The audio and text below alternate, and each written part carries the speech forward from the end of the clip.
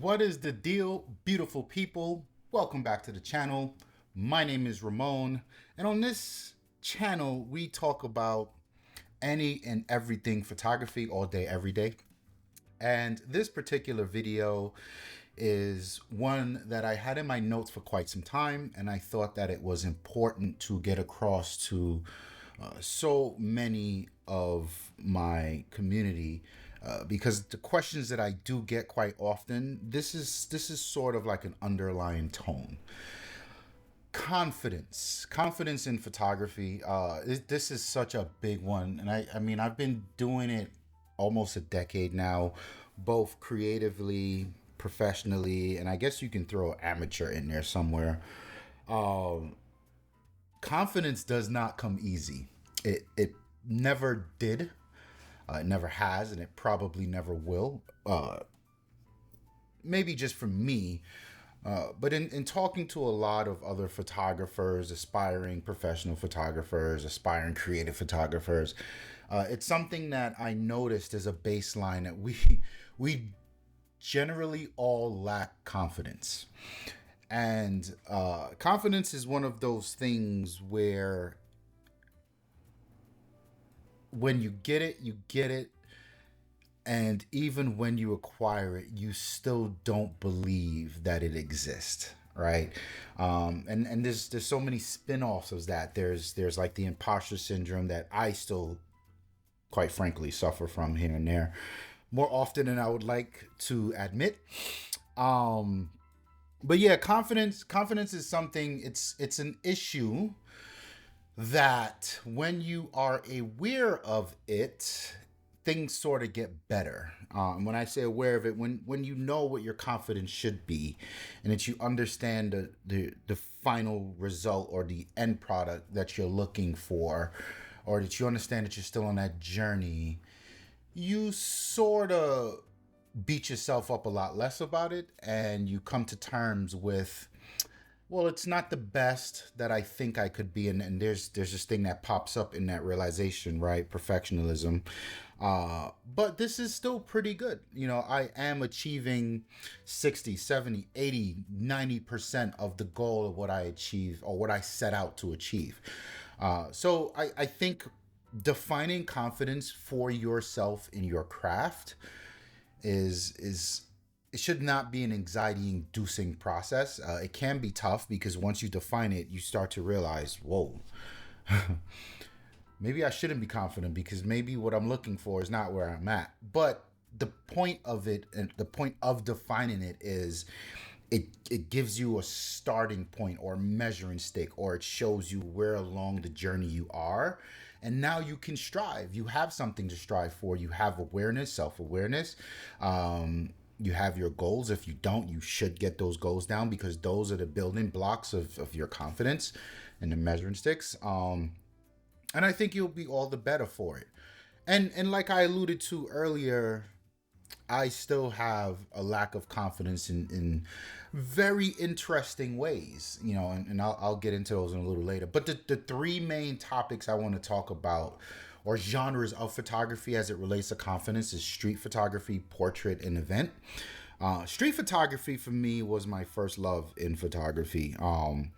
Street photography is such a monster. It's street photography for me is the pinnacle of what photography is about. It's about mastering so many different disciplines and technical abilities, and mastering that voice within you that's telling you can't do it, you shouldn't be doing it, or that fear of doing it, or that complacency of doing it, the laziness of doing it. Like, there's so much about street photography that I think encapsulates the essence of this craft. And for me, it was a pretty long journey. I would say I was doing street photography for about 7 years before I felt comfortable. Right, comfortable and confident are two different are two different things. Yeah, but it took me some time before I actually felt comfortable in street photography. And that was the first realization for me. Once I felt comfortable, it gave me what I needed to continue to do it. It empowered me to continue to do it. And there starts to be this evolution of progression that unfolds where you're doing it, you're doing it, you're doing it. And then you say to yourself, why am I doing it? Because I love it and I can't stop doing it. Yes, but like, what's your goal? What's the end goal? How are you looking to evolve this result? How can you get better at this? And once you start scrutinizing your work and your procedures at that level, you really start to build a portfolio for yourself and who you are and what it is you're trying to say through your work. Um, and that's the gold. Not gold, that's the gold. That's the shiny. That's the man, this is super nice. That's when you get home and it's a 20 degree day, winter, and you've been out for 4 hours and fingers are numb, toes are numb. Can't wait to get home, and you actually get home, you get something hot to drink and you load up the card and you're like, holy shit, out of these 100 images I shot, these 3 are really fucking good. Damn, I love this shit. That's the gold. And that for me is where I strive to be. It's not in the nuances of the damn, I shot 100 images and only 3 are good. It's not that. It's not, God damn it, look at this image and why couldn't my camera give me a little bit more dynamic range so that I can push the edit even farther? It's not that. I posted this image on social media and this one got 600 likes, but this one only got 200. What the fuck? It's not that. It's the light bulb that goes off within myself that validates me and the effort and the work and the passion that I put into it. That is why I love street photography, because there's a culmination of so many things that have to go right at the exact moment for it to work. So a few things I learned along the way as it relates to confidence in street photography. Number one, no one gives a fuck about you. You give a fuck about you. You think someone cares about the color of the shoes you're wearing today, the fit of your pants, the way you wear your hat, the way you hold your camera, the fact that you have a camera, the who you are, the color of your skin versus or in contrast to the places that you're walking around and shooting. No one cares, and I can say this to you from a great place of privilege because I did a ton, most, if not all, of my professional photography in New York City, and I got to dive in the deep end again and again and again, 4 or 5 days a week, 2, 3, 4, 5 hours a day after work, and it helped me detox. What is the detox? It was a detox for me to get rid of that work energy and put on a hat and do something I love for myself. So I know what it feels like to have these fears about, man, I really want to capture this moment, but like these people are looking at me. Are they gonna come over and say something? Are they gonna come over here and ask me, yo, what the fuck are you doing? Let me see that photo. Delete that shit. Like, all of this could be true, but 99.9% of the time, no one gives a fuck about you.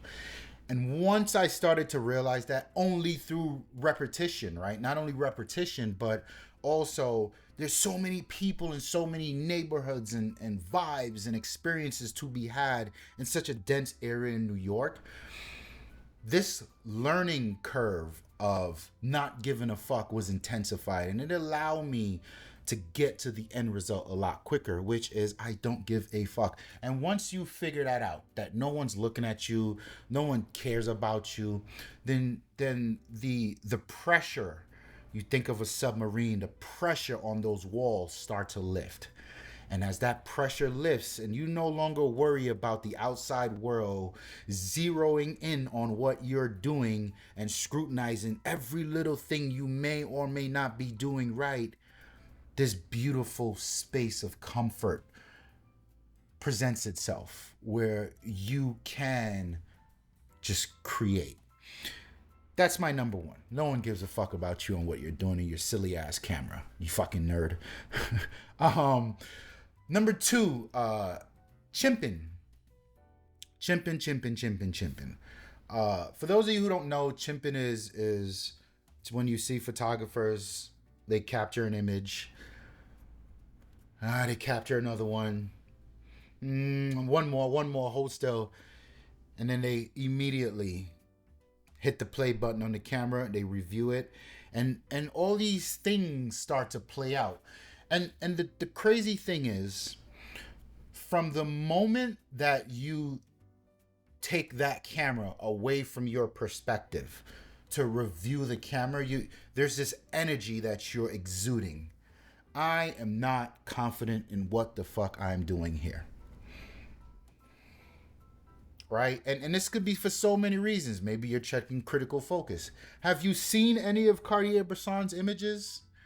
What the fuck even is critical focus? Like, the focus that we are beholding to these days, I would argue, didn't exist back then. Were they sharp lenses? Sure. But, you know, focus was not a thing in what most people will consider the golden era of photography, the teachable eras of photography. And I always like to put it in perspective. Who gives a fuck about the focus, bro? Like, the point is, you got the moment. Can I see what the fuck's going on? Is your exposure good enough? Is the subject at least sharp enough? And when I mean sharp enough, I'm not talking, you're not out there doing street photography at 1/150th, right? Unless you're doing for some highly stylistic motion drag or light drag, whatever the fuck. But like, if you're trying to capture someone walking by a garbage can, I laugh because I see so much of that shit on YouTube. Not that it's bad. It's just, guys, find something else. You kind of want something. You want this middle ground where you can show that there was motion, but maybe you don't want the subject tack sharp.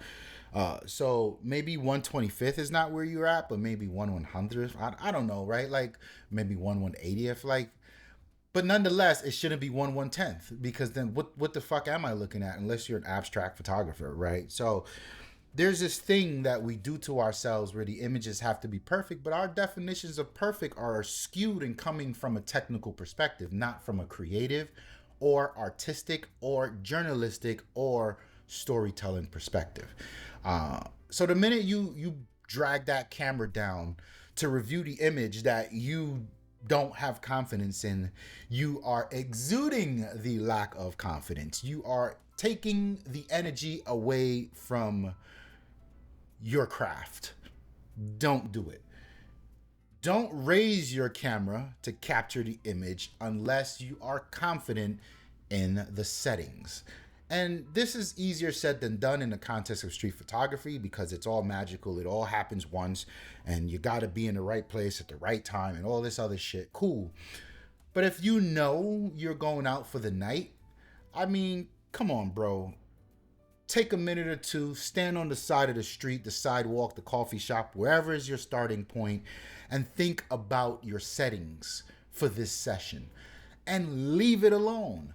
Leave it alone. Think about what you're out to capture. And this is why, in a separate video I've done way long ago, and I think I probably should do another one soon. You should be giving yourselves objectives and goals for your sessions. Not that you can't just thrust yourself in the middle of mayhem and get dope work, but oftentimes when you do a little bit of planning, you'll find that it goes a lot of bit of the way. Meaning, if I know that today, my street photography session today, tonight, this evening, this afternoon, I'm working on people, then I know, but I want to get people decently sharp, but there's a chance that some of these people will be in motion, so let me rock out with 1/180th. Let me rock out with 1/100th, right? So I'll get them decently sharp enough that when someone sees the photo, the first or the innate reaction to it is this abstract? Why is this person not in focus? And then it's this weird, uncanny, like, nah, fam, I wanted to show motion. Yeah, but like, what the fuck is this, a ghost? Right? But also, like, what are you, a fucking sports photographer? Why is this person like tack sharp frozen? This is boring. Think about it. Think about it. Give yourself a minute or two before you embark on your session to think about your settings. And what that means is this cascade effect of that is whenever you lift your camera up, you got what you meant to get. You captured the moment. You don't need to hit the play button and review it. That's just my perspective on that. And it's something that I can honestly say has served me well. Um, oh, wait. My gimbal's moving. Let's get this. Hang on. Was it moving? Did that move? I don't know. Anyway, another piece of the street photography, or the third piece really, is not talking down about your work. I find so many, like when I'm out and about and I meet photographers, like I just love talking to photographers. Like there has not been a photographer that I have met that did not have something profound to say about the craft, right? And I'm not telling you everyone's a Harvard scholar and they speak perfect English and they got these long-winded ways to explain the concepts in their head and they enunciate perfect. That's not what I'm saying.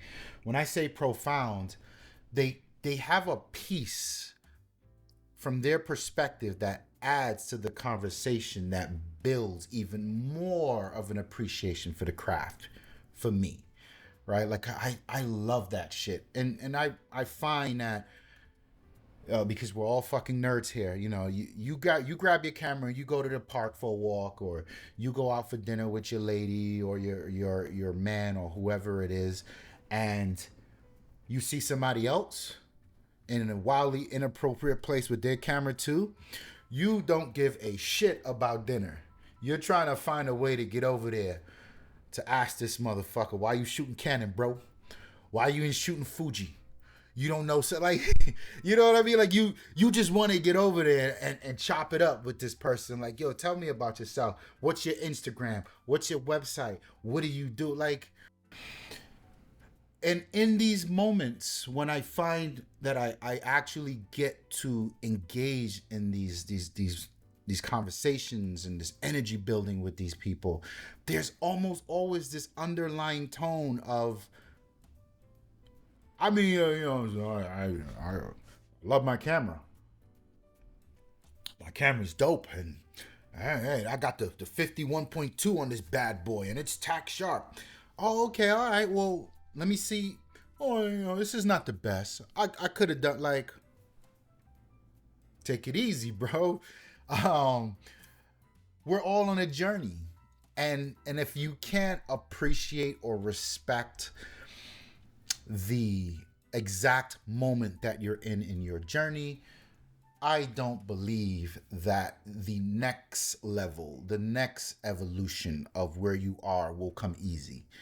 It's okay to not be perfect. It's okay to not be the best. In fact, I think a lot of the creatives and the photographers and the artists that we most look up to share that very same thing in common. They don't think their shit is good either, right? So why are you using them as the measuring stick when they don't even use themselves as a measuring stick? So when I say don't talk down or talk bad about your work, yo, this is what I'm doing right now, bro. This is where I'm at. This shit is dope to me. And if this shit ain't dope to you, don't show it. Don't post it. You get what I'm saying? And then there's, even in that, there's like this cascading conversation that happens. I don't believe in always posting my best work. I believe in posting my work, because within reviewing my work, and you go to my Instagram or my portfolio, or my website portfolio, you will see that there is sort of an evolution. You can tell where I start to change, where I start to level up. And it's not about my work is better now than it was before.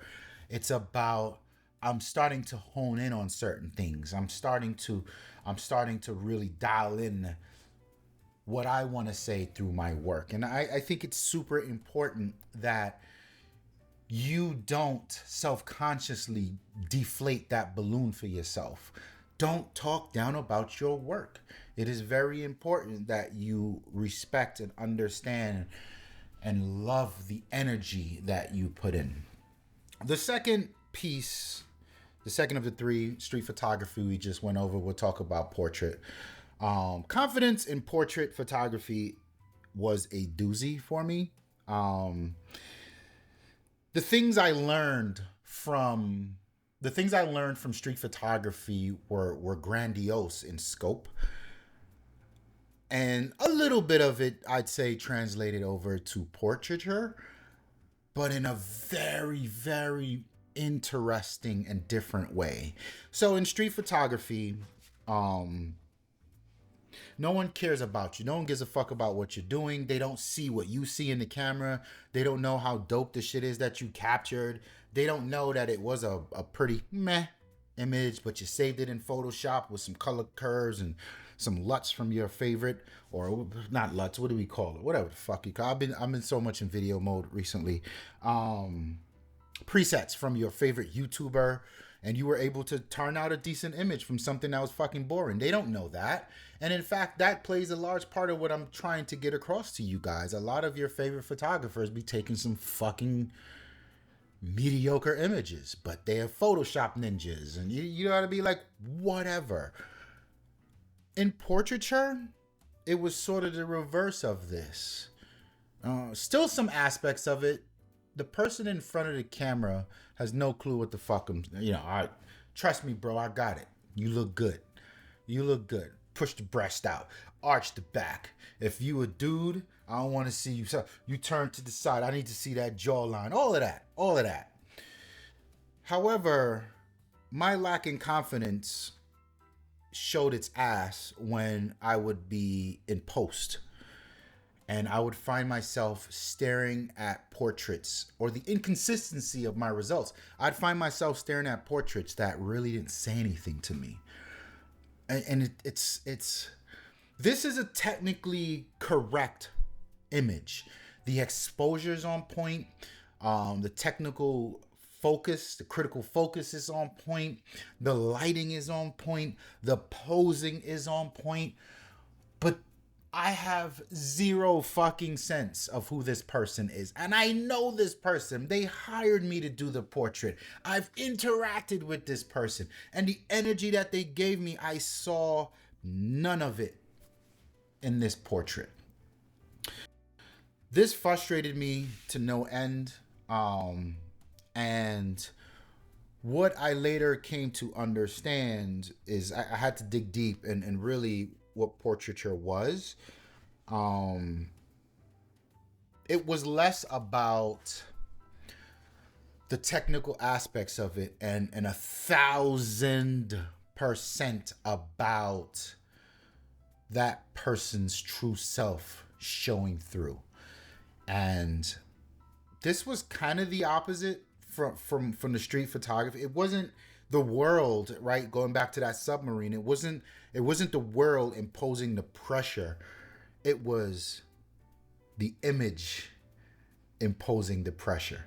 And the pressure was, who the fuck is this person that you're looking at right now? And it took me so long. Like I went back through it. Is it because I'm shooting at f4? Maybe if I go down to like a 2.8, but still make sure both eyes are in focus, I'll get a little bit more of the perspective will narrow in on the person's eyes, and then we'll be like, oh my God, look at those eyes. Look at that pain. Look at that anger. Look at that happiness. Look at that soulfulness. No, it wasn't that. Was it my lighting? Can I make it more moody? Am I shooting into the dark side? Nope, it wasn't that. It was literally the connection that me, the photographer, shares with my client and my subject. That's 1,000% what it was. So it wasn't the, okay, chin down, chest out, angle. It wasn't any of that silly shit. It was like, did you hear that new Ye album? What? Got it. That's the smile right there. That's the connection right there. Once I started to hone in on it with varying degrees of I would say succession, right?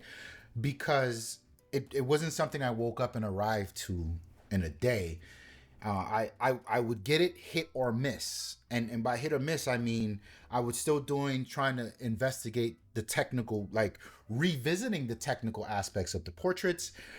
And it would be in between when I'm trying to bide time and connecting with the client, those shots that were in between what I thought were the good shots were the best shots. And we're talking about a year and a half where it took me to, wow, you know, as a portrait photographer, this shit ain't got nothing to do with my lights. This ain't got nothing to do with my camera. This has nothing to do with the background, the setting, the scene, the ambiance, the time of day, the weather. It's got nothing. It's got everything to do with the connection between me and my subject. And as a result, I have this unwavering confidence that when someone walks through the door in my studio or I get hired to go out and take photos or portraits of someone anywhere, I lead with that connection first, because that connection first gives me the confidence to know, right? Like if you revisit the idea about checking your settings first in street photography before you go out on your session, pushing that energy out to my client, like, yo, I really want to know you. Like, yo, let's talk, let's chop it up, let's build, let's vibe. Pushing that first gives me this confidence that what this person gives back to me is who they are.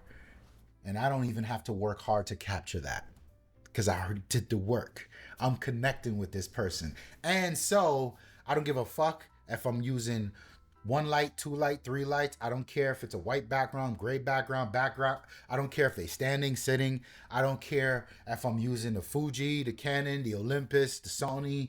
I don't care if I'm using my phone. I know that this portrait that I'm making of this person, because now I'm making portraits and not capturing images.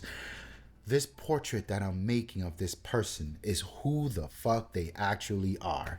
And when they see it, they're like, holy shit. Holy shit.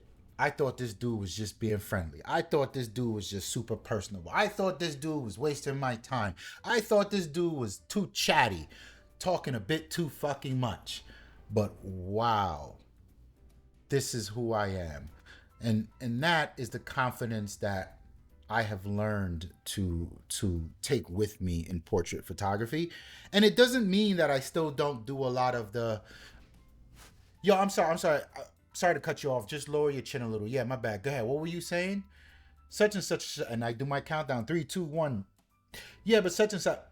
It's that, you know, and there's so much around it in leading with that energy and engaging with the client that I could probably cover in another video if that's what you guys want. Let me know in the comments down below. But the end result is, by making my client themselves and providing that space and energy for them to be themselves, the camera is no longer intimidating to them. Because let's face it, 98.9% of people who get in front of my camera are intimidated by cameras and the lights and all of this other shit. And some professional photographers, it's easy for you to say lower your chin because you don't feel like the idiot, or you're not the one in front of it. Absolutely right. They're 1,000% correct. So, you know, the confidence thing and the energy first thing, it sort of snowballs, and it just keeps rolling.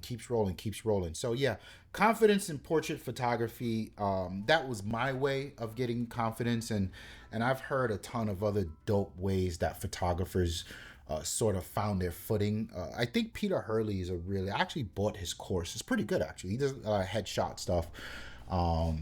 His brand is the best headshot photographer in the world, or in the US, whatever. I think his story is quite unique in how he earned his footing as a portrait photographer. And you know, I want to implore you that your confidence here in portraiture, and it's a reminder of so many other aspects of photography, is often not the tool you are using.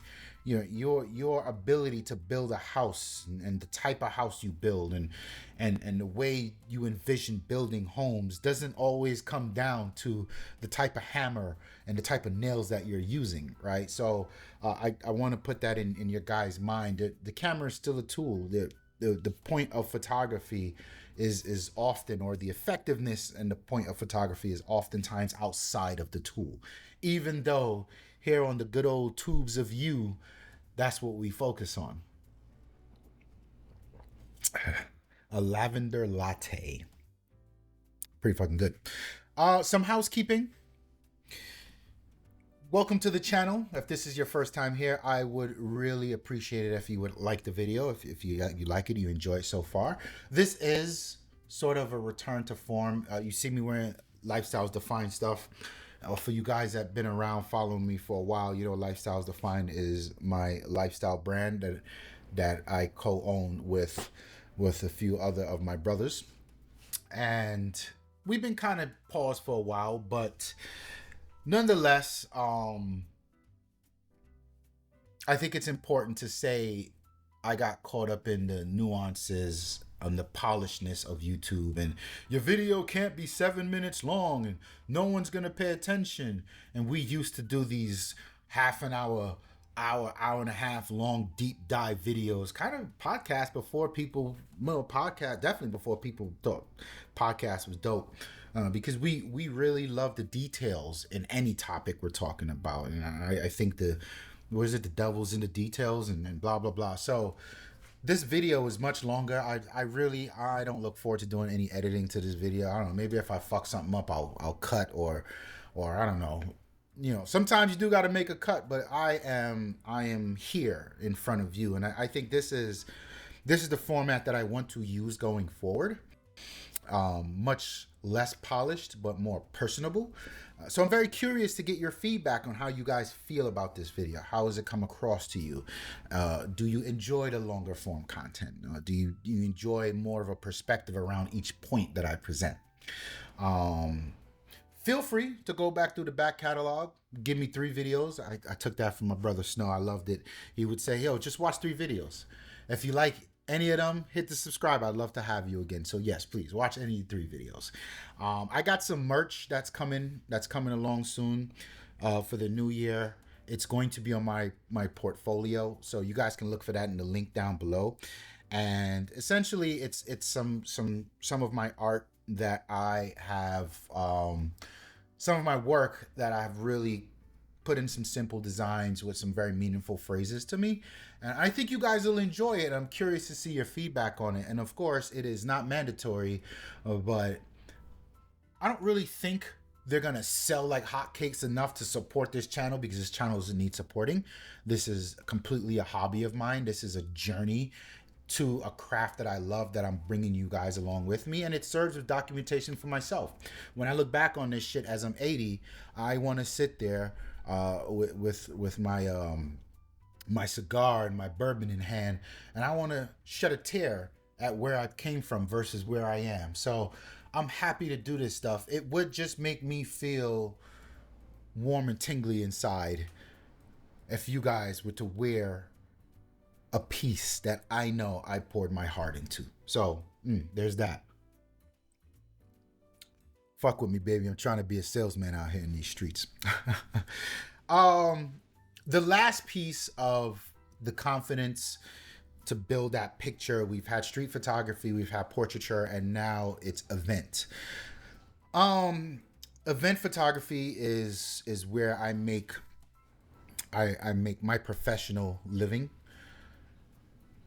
Sounds weird, but yeah, I mean, I'm not only a professional photographer, I'm also an IT professional, more so focused in security, cybersecurity these days. But I've been looking to build those blocks to give myself options as I get older and I get off the wheel. And maybe I want the IT world to fade to the background as much as I love it. And I really do love my IT career, and the people I've worked with over the years. But me is building a photography business is something that it's my business, and maybe it's something I can pass on to my wife if she so choose, my kids if they so choose, or just build a legacy, build something good. I don't want to leave this world without saying that I've contributed in any meaningful way. And not contributed meaning I'm making a fuck ton of money and I too have got a McLaren F1.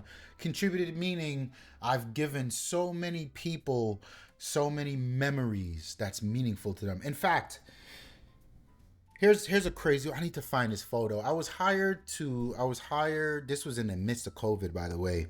I was hired to photograph a 91st or 95th birthday, and the gentleman that was there, they had a picture that was up, and the picture that was there was when he was a young man. He was a vet. I think he was a vet at the time, and the guy he must have been in his 20s, I believe, around that time. And when I approached the photo, because this is the thing with event photography, right? You have to look for these meaningful moments within the event. And if someone goes to the trouble of printing out this big ass photo for everyone to sign and they're putting it on in an easel, you need to capture that photo. Not only capture it to document it, because event photography is a lot of different disciplines in one, but I asked him to stand next to the photo so I can capture it. And he was so appreciative that I took the time to make sure that I got that moment of him next to that photo and completely contrasting areas of his life. That he pulled me to the side for 10 minutes. He told me a story about that photo. And in the ninth minute, he told me the meat and potatoes of that, for me, the meat and potatoes of that story. That photo was taken by Ansel Adams. Was it Ansel Adams? Uh, the famous Nat Geo photographer that does all the landscape that everyone loves. It was taken by him. And this was a time when he was working before he was this big crazy photographer. He was doing the bitch work that we're all doing right now as professional photographers. You know, not everyone starts out like Cardi. Shout out to this man Cardi. I love his channel. Not everyone starts out shooting DMX and ASAP Rocky and all these people. You got to shoot the nobodies. Not saying that people are nobody. You got to shoot the locals in your town first. You got to go to the birthday parties before you get to the Beyonce weddings, right? And this was Ansel Adams, whatever. He saw an ad in the newspaper. It was 20 cents or whatever the fuck for a headshot, and he went.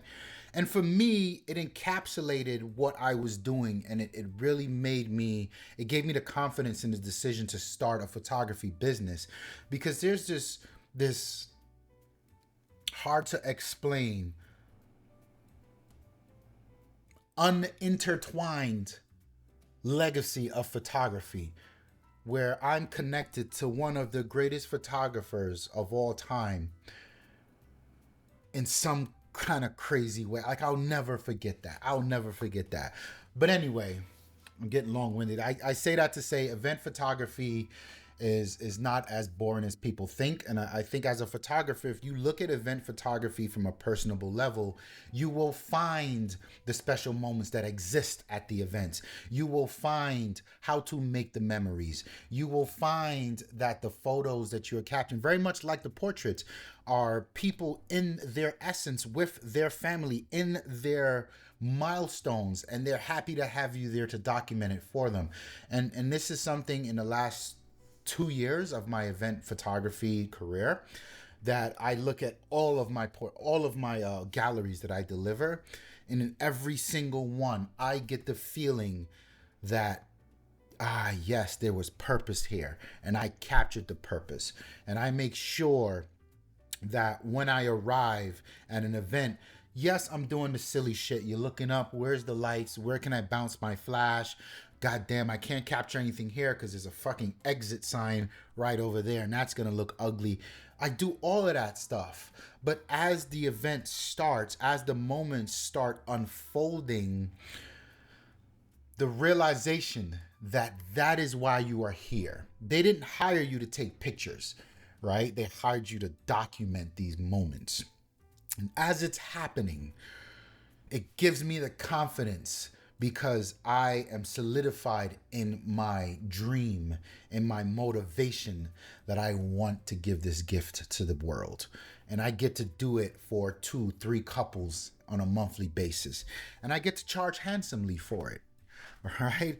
And I get to be confident that when I deliver a quote to a client, they're not going to be like, what the fuck, how much for 3 hours? Yeah, but I see somebody on Craigslist doing it for 350. Bro, I don't really, that's I don't, call that person on Craigslist. I'm here because I'm going to connect with you and your family in these moments, and I'm going to make sure that the candids that I capture of you are things when you look back on and these people are no longer here, you are going to remember the conversation you were having in this candid. I'm going to make sure that when grandma is 95 and you guys look back on this was your grandmother. You see in this photo right here, you were 2 years old. That's you right there. And there's Uncle such and such, there's Auntie such and such.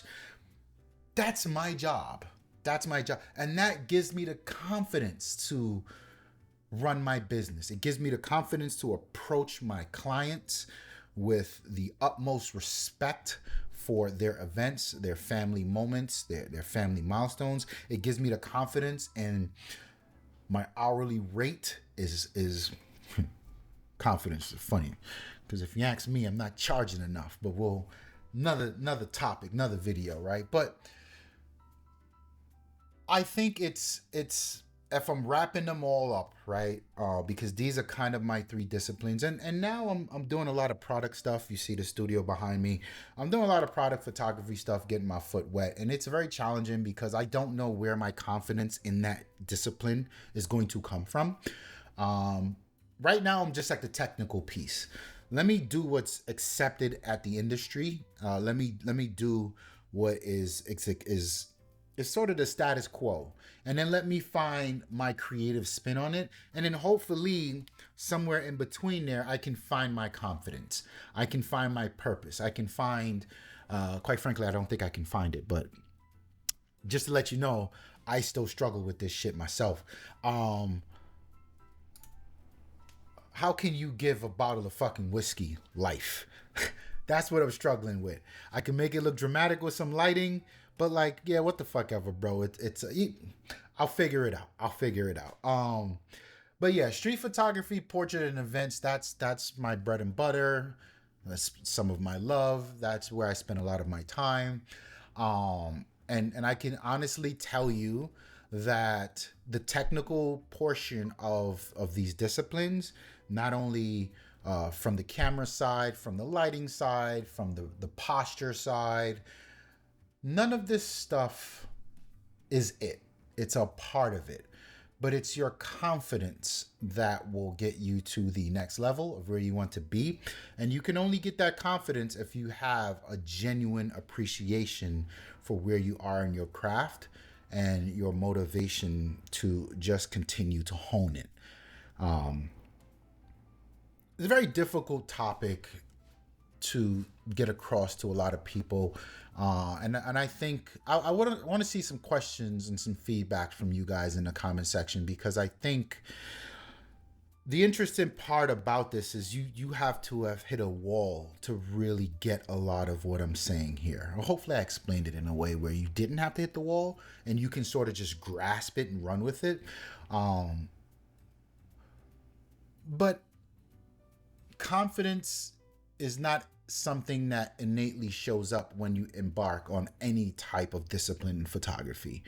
It's more intimidation, it's more fear, it's more self-doubt, and getting to the confidence is definitely an exercise of swimming upstream. But I also believe that if you can become an asshole and be overly confident or cocky in what you're doing and give it your all, and you believe in your heart of hearts that your all is good enough, I think that will fare well for you in your journeys. Holla at me. My name is Ramon. I'm out of here.